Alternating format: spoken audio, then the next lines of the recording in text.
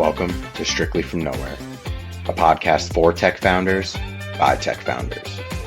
Each episode explores the trials, tribulations, successes, and some comedy as we follow innovators and their journey from zero to market. I'm thoroughly excited to have you on the show for today.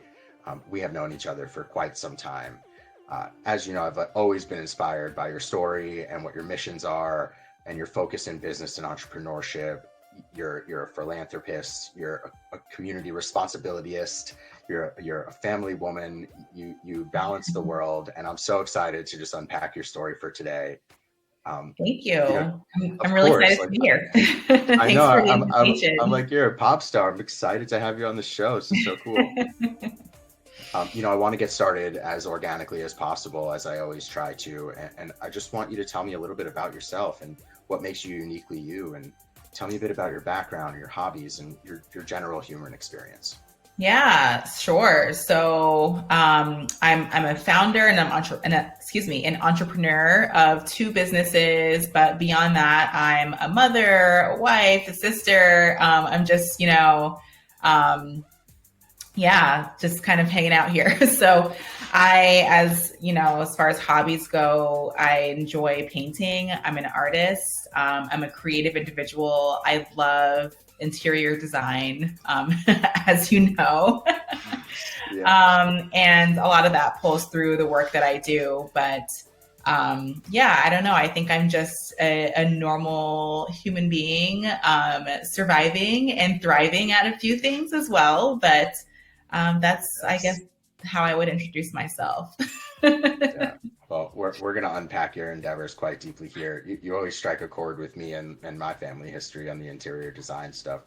Maybe we'll unpack some of that a little bit later. But, I want you to tell me, I know a lot about it, but mostly for everybody else, tell me about Pack Elephant and more recently, you're jumping to the deep end of e-commerce with Herd.io. And tell me a little bit about these brands' focus and how they're positioned in the marketplace. Sure. Yeah. So Pack Elephant is my first business. It's a corporate gift boxing business that elevates products from diverse zones, social impact, and environmentally sustainable brands. We have a focus on local sourcing and are really just trying to scale or help our enterprise customers scale their sourcing from these types of businesses through the vehicle of corporate gifting and gift boxes specifically. I launched a new brand, Herd.io, which you just referenced. I actually have been stepping away from Pack Elephant and into this new role with Herd.io, which has a very similar mission to Pack Elephant. But we're actually going a step further with the ESG mission and actually leveraging AI to help build out an ESG super graph with every merchant that we're working with in our marketplace. And the goal is ultimately to be able to tag for ESG alignment every business in the USA. So that's Herd.io. It's a marketplace. It's an e-commerce channel. There are a lot of features kind of that are that help businesses on both sides transact with each other. But that's really the differentiating point is the data and analytics that go into it as well. Lofty endeavors, and Herd has a really incredible mission and focus because its ability to scale is really incredible. And I know that originally the idea for Pack Elephant and now with Herd, it didn't just come from anywhere. You've had an extensive career, as I recall, in advertising and marketing and for corporate big brands, no less. And your experience with gifts and entertainments and the perks of the career path and, working in DEI initiatives and always being mission focused. And it's no wonder that we ended up here, but I'd love to hear a little bit about your career path and this didn't just happen by chance. No, not by chance. All the stars did have to align. With my experience in advertising, I worked for a few different agencies on the media side. So I was a digital media director for some bigger holding companies. And then I also kind of worked for a smaller company as well that has grown since I've left. But with all of this, I was on the receiving and giving end of corporate gifting pretty frequently, whether it was receiving items from the vendors that we worked with in media, gifting to our clients, receiving gifts from my employer for different appreciation events. I was always an active member of various ERG groups, and there are various initiatives there, employee resource groups, excuse me, that would require some sort of sourcing as well. So the idea of gifting, you really think about like the holidays and you think about specific maybe landmark anniversary gifts. But when you think about sourcing in general, it's happening around us all the time. And we're usually, I would say a lot of the organizations I work with are trying to be intentional about the way they source these items. They care. But when it comes down to it, it's really time intensive and difficult to source from vendors that live in our communities. And I wanted to just alleviate that and help make it much more convenient, because if it were Amazon Click Easy to, source all of these things from the local businesses, the small mom and pop shops, and the diverse owned businesses that we genuinely care about, then we would actually put our money where our values are. And that's just what's been driving both businesses. They're definitely mission focused, and mission driven is an individual ethos. I tried to model Cause of a Kind after a mission driven, cause backed initiative, like so much so we named it after it. It's a way of living. It's a way of interacting and impacting the world around you in whatever small or super large way that were possible. I'd love to hear a little bit about your past and like what influenced you to dedicate your extended career, your entrepreneurship journey. The focus of really everything you've done is always in DEI and mission focus and community spirit and lifting Main Street. And, there's a lot of common things here, but I'd love to hear a little bit about where that came from and what inspired you originally for that path. It was something I just always have cared about deeply. And I think it goes back to my roots. In college, I was a visual studies major. I am an artist. I'm a creator. I appreciate that there's so many creative people living and breathing around us, trying to make a living. And oftentimes they just don't have the access that they need to really scale their businesses. Like the networks with these corporate purchasers, these buying teams, is hard to break into. So I don't know if I'm directly answering your question, but I think that I've seen this from multiple sides of the table. I've been the person, with Pack Elephant specifically, trying to break into these enterprise sales channels. It's very hard. I've been the person, on the side of sourcing and in my past life in advertising, I was responsible for sourcing at times when I'm like, this is not my day job. Like I have so many other things on my plate. Like why, Starbucks gift card. I love, no shade on Starbucks, but it's one of those things where it becomes difficult when it's kind of piled on top of a list of things that you're already responsible for. When working on Pack Elephant, I was also doing a ton of sourcing from these small businesses. And, even though it was the core of the business model, it still was incredibly time consuming. So I don't know, this is my experience, my personal experience, living through these different challenges. And then being a woman of color, in corporate America and realizing that we're not well represented at the table. It has made me want to dedicate my work towards uplifting people who, like me, are not often at the table. So, it's one of the major things that I think attracted Mike and I to Pack Elephant. we'll talk a little bit maybe about how we found each other, and kind of partnered up. But we always are looking for brands that are this rooted in mission. Like you can't fake this. Like it's one thing to say it, it's another thing to walk it.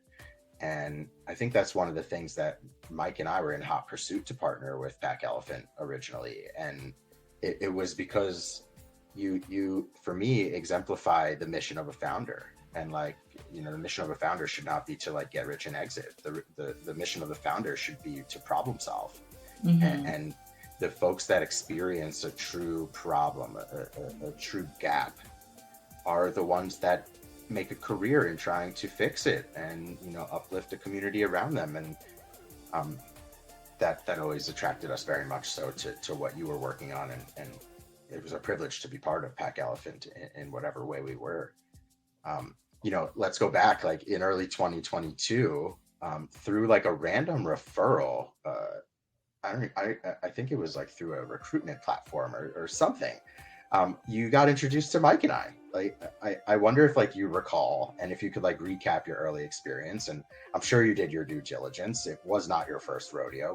When we came into the situation, you guys were fully underway. And like, what caused you to like select Cause of a Kind, and what was it like to just be in that full role of tech founder full on and confront that, like, oh my God, I might have found my team. I'm thinking about jumping in, and like, holy smokes, I'm about to be a full on tech founder. Yeah. So it's interesting, Pack Elephant always strive to be more technology focused. And we were in pursuit of someone to partner with that could help bring us from this very kind of brick and mortar operations heavy business into the digital space with an e-commerce tool that would allow our customers to in a more streamlined way, interface with our merchants. And I feel like, when I was introduced to Cause of a Kind, one of the things that initially just really was a delight was the fact that I was going to have the opportunity to work, hand in hand with you, to be able to have Mike as, kind of the CTO on our team, was a huge, huge value add, because there are so many tools in the marketplace. There's so many things to evaluate in the landscape. Being someone that is not technology focused, it's just incredibly daunting. And I felt that I would have this partnership with two individuals, not to mention your team, but with two individuals specifically that were really listening to what our needs were and willing to walk side by side with us to make the best decisions for our brand. Like, I think that was just different than anything else that we had seen in the marketplace. When we're looking for engineers through this recruiting platform that introduced us, they even said, and the reason that they made the intro was like, hey, when you know your project and it's super well defined and you know exactly the type of talent that you need to execute, like, we got you. But if you need someone to help you wade through this decision-making process, like, we think that Cause of a Kind, Mike and Justin, are probably going to be better suited to help you at this point in your journey. So, I mean, that's exactly why we went with Cause of a Kind. That's why we selected your agency to work with us. It's humbling to hear. It's like really so wild. And like, one of the things I'm most proud of the Pack Elephant project is we're no longer involved. Like, one of the missions that we set out on day one that you were super clear about is it is your full intention to create your own team. And it's always uncomfortable to like set sail on a customer relationship. It's always like, how can I do more as a service provider? I'm always in that position, but it's my mission to set you free. And like, I want to know what that's like to have your own team. And I have my own team. I know what it's like to be a service provider, but I don't know what it's like to actually have an in-house team focused on a single tech motion. And I wonder, like, you have the earliest, scrappiest, like cleanest approach to building your own in-house team. And I know that we were a part of that, but that's all you. And I want to know Yeah. what that's like, if I may. Yeah, sure. So, um, I mean, first of all, working with you was so illuminating because we got to see kind of the underbelly of the tech process.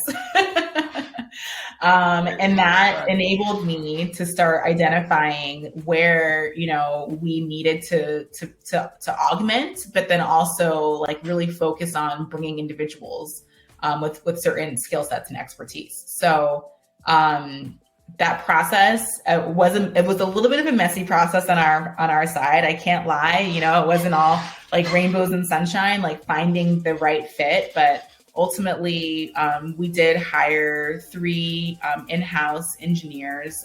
We're contracted with them, and they are full-time, focused on front end architecture and then back end integrations. So those are kind of the 3 different areas that each of them own.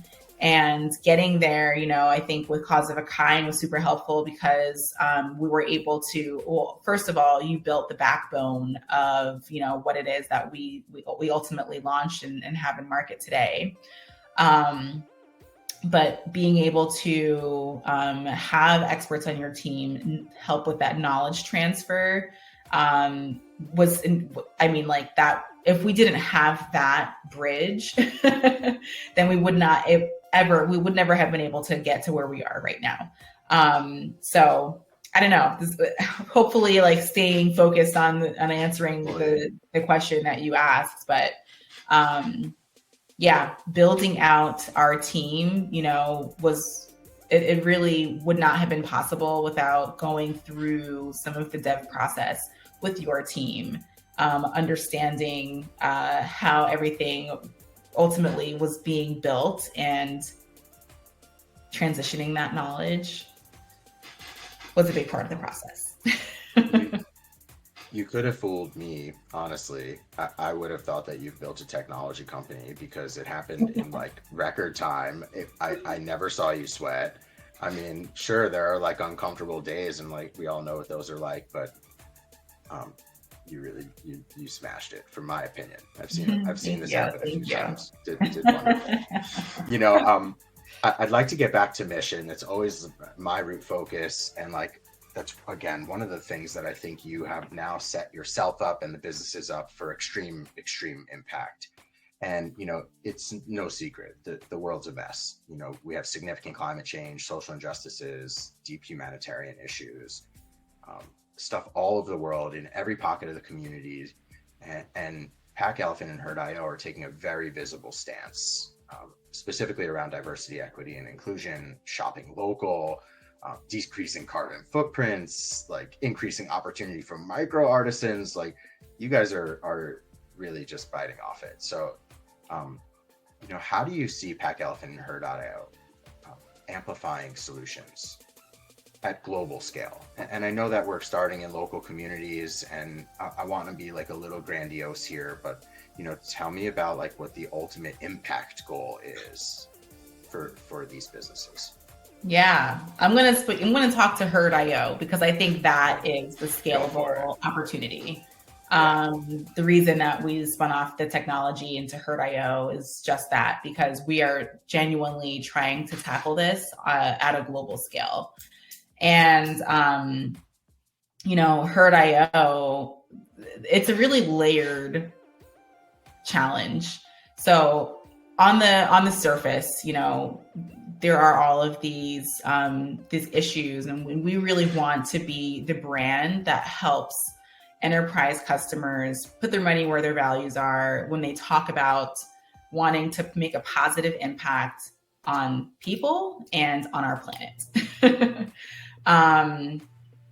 Now, when you unpack that a little bit, many of the organizations that we work with have already made some really public statements about their commitments. They have built out supplier diversity teams within their procurement department. They have, you know, someone that is leading DE&I internally. They have ESG goals that they're trying to meet. they have already put stakes in the ground and they're making noise about it. And that's awesome. That's where we want people to be.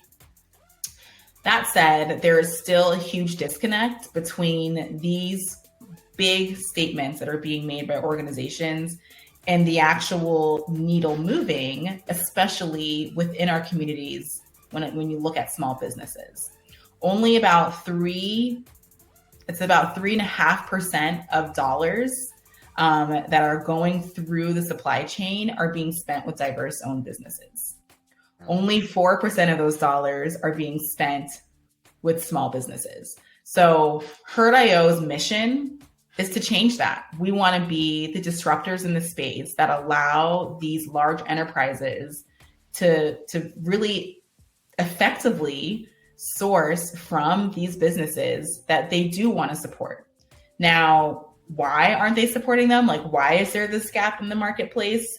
A big part of this challenge is that it's hard to discover and identify and then partner with small businesses that don't have the infrastructure to plug into these mega systems. You know, when you think about small businesses, they're only going to be categorized as a Black-owned business or woman-owned or, you know, other diverse-owned business if they hold these certifications, which, by the way, can run up to, you know, $1,000 annually to maintain. Yeah. These businesses are operating in a way that is sustainable. They're using upcycled materials. You know, they're making commitments, but they might not be green certified. They might not be B Corp certified. You know, so because they're not certified, they're not being picked up by the large enterprises. The large enterprises are here saying, we want to work with these businesses. Where are they? They exist, they're doing the right thing, and they want to work with the large enterprises, but there's a bridge missing. So Herd.io's mission is to really create the bridge that makes it easy for large enterprises to identify, to transact with, and measure the impact of their spend with these small businesses who otherwise are just falling through the cracks of our ESG ecosystem. Yeah, it's you know, the mission at scale is wildly impressive. There is obviously no shortage, but like I'm also in a very similar position to get certain certifications, to get certain recognitions. A, it's hard to obtain, and B, they're hard to maintain. Mm-hmm. But it doesn't mean that the value's not there, that again the sourcing of materials are there, or the intention for the mission isn't there. And you know, certifications are a beautiful thing. Like, I think we need that. Sure. We need some sort of accountability, you know, but at the same time, this system that has been created to help uplift these businesses is the same system that unfortunately is creating barriers for them. So our approach with Herd.io is really to help break down this barrier. And we're tapping innovative technologies to do so. You know, we're actually using AI off the shelf, but we're also building our own heuristic for ESG semantic analysis to help build out an ESG super graph for all of the businesses that we work with, because we want to be able to create a profile, an ESG profile that is easy for these small businesses to access and to market.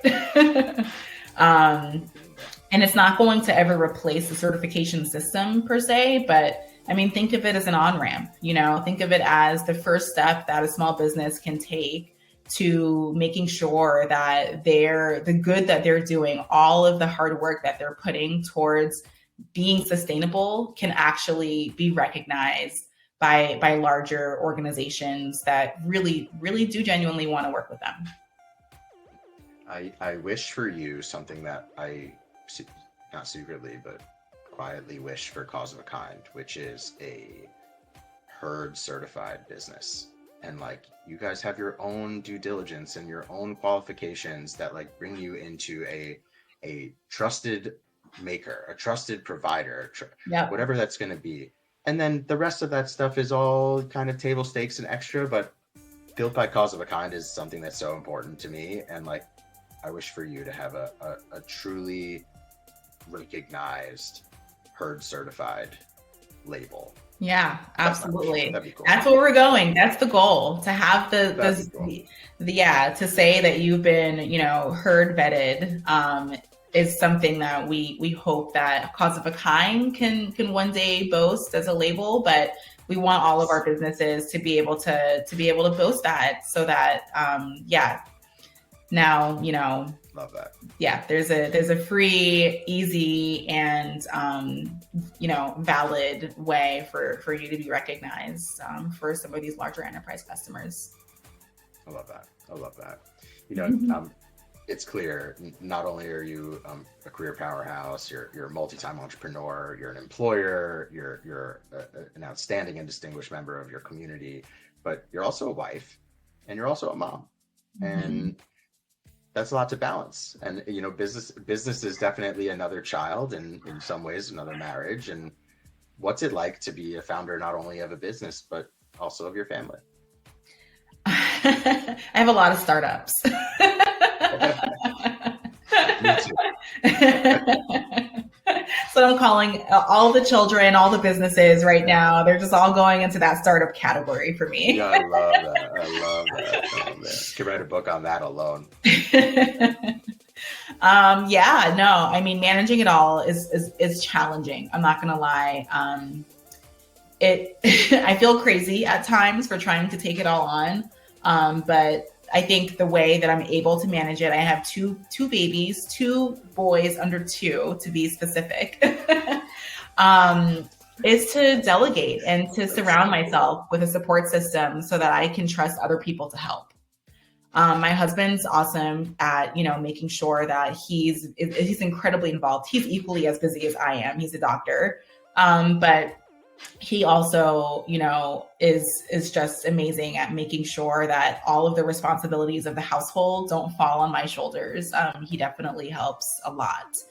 And now we have an au pair as well who helps with the kids too. So she, will help get them ready in the morning. They do go to daycare. She helps in the evening. We have a 360 kind of support system that we built around ourselves here in Michigan because our families aren't here to help.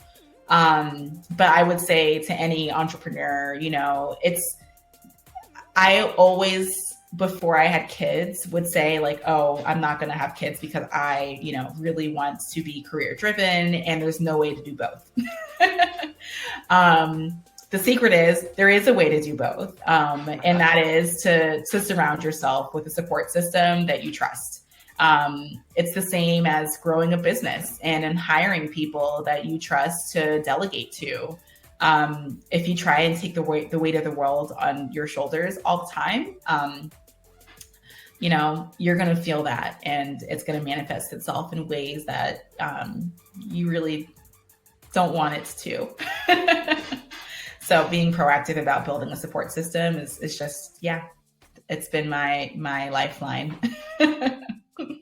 And of course it resonates like so deeply with me and what we're doing. And, it's a beautiful thing to try and balance it all. But if one has support, and family not being close is definitely a challenge, but, I think that is really strong advice for founders, because while you're here building your business, if a goal is also to include a family, sometimes going all in one direction and not pursuing the other kind of leads you up the creek for one of the two. And you inspire me by going full on. And like, I tell myself, I like joke with my wife, I'm like, this is the moment of max pain.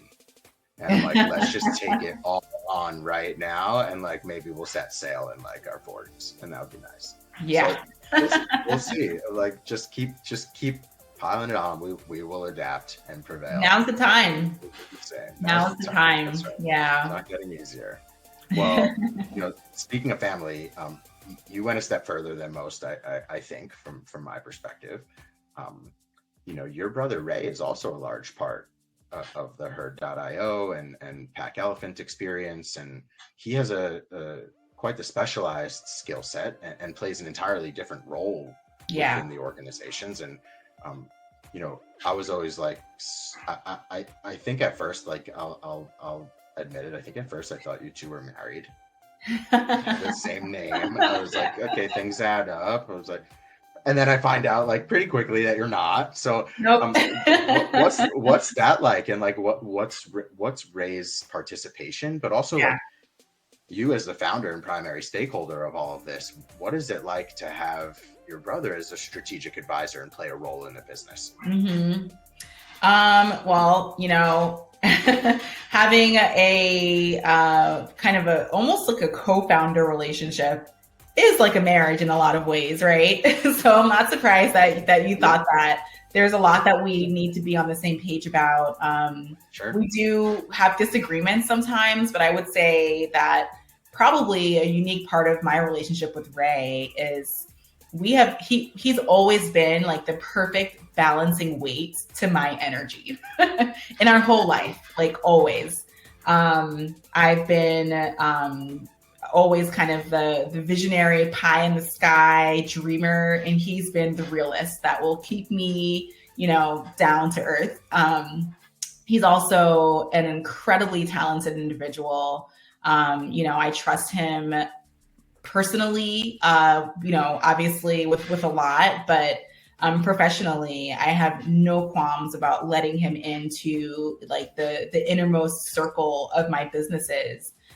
He, has an incredible background in finance. He's now in the venture capital world.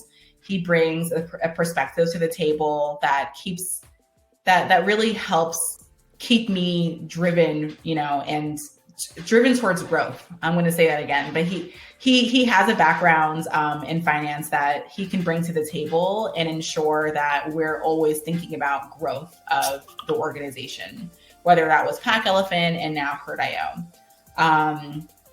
So yeah, I mean, I know it's a little bit unorthodox to have your brother as an advisor, as a board member on your company, but I don't know. I think that he has been like such a rock for both of the organizations. I wouldn't have it any other way. Well, anytime shout out to Ray. I'm a big fan. I want to just bring it back to Winsome for 1 second. What does Winsome want to be known for ultimately? And think grandiosity, like something audacious, but maybe not. And I open it to the question just to, as we bring it down here, what do you want your legacy to be? That's a really loaded question because I want to take over the world. And so there's a lot that I want to be known for. But I would say that, put simply, I want to be known for helping every single business in the world be captured for their contribution to ESG. I don't know if I like that one. I'll do it. Take, yeah, it aligns pretty deeply with. It aligns pretty deeply with what you've been saying. You're quite consistent. Yeah, I mean, I want to be known for helping. I see, like, how do I say this in a way that's like, I want to help people. I do want to help people. I don't know. I want to change the landscape of sourcing. I want to help small businesses find sustainability through B2B sales. I want to help these businesses. Yeah, I don't know. That's kind of a lame thing, but it's not at all. And I think your attempt to rephrase it and take your time to like really digest if you could phrase it for me, big. Knowing like we just went through this interview and Pack Elephant, you talk with me often. What would you say is my mark based on what I'm doing? I love that you spun that on me. It's classic Winsome. I will take the challenge. I will take the challenge. You want to know what? When I say grandiose, I'm like, what's the craziest thing that you could be recognized for. Hopefully Mhm. it's really like a positive thing. But grandiosity to me is like, I could see Winsome on like a Nobel Prize stage for impacting the global commerce, and like not in a way that's like profit first, in a way that's people first, in a way that inspires young people to go into a creative pathway that they can turn into small enterprise, to inspire people that are looking for second leases on life to go and pursue a dream that maybe they had when they were a young kid and like never had the sustainability to do. Or I see something recognizable for Winsome, and when I think grandiosity, I think, why not me and why not you? It could be. Mhm. So That's I hope beautiful. that's aligned. I hope that's in I line. love We're gonna that. save all of this. All of Yeah. this is the raw material. We're gonna do all of it. All right. Well, let's wrap it up here. I know you're super busy, and I want to get you back to your endeavors. How can people find you? Where can they get in touch? How can they get involved with your missions and what you truly care about? And Yeah. for the common person. And let's bring this back to for founders by founders. Yep. How can people pursue what you have so delightfully just put yourself on a path for? Start today. For sure. Start today. I mean, it's interesting. Like, there is so many tips and tricks that I could give to folks that want to take the entrepreneurial route, but ultimately, it's putting a stake in the ground and saying, you know what, I'm going to start figuring it out right now. I'm going to have a couple conversations. I'm going to file a new business registration and start and see what happens. Yeah, don't wait. Start now. Yeah. And where can people find you? How can they get in touch, and how can they pursue your endeavors with you? You can find me on, so our new platform is Heard.io. So that's HEARD.io. You heard it here. And yeah, reach out to me on LinkedIn. I'm super active on LinkedIn these days. So yeah. Me too. Well, Winsome, hope you feel heard, pun intended. Thank you. This was a pleasure. This is a pleasure, and I've been looking forward to this for quite some time. I'm a massive fan of yours, and I can't thank you enough for being on Strictly from Nowhere. Thank you. Thanks, Justin. Ciao.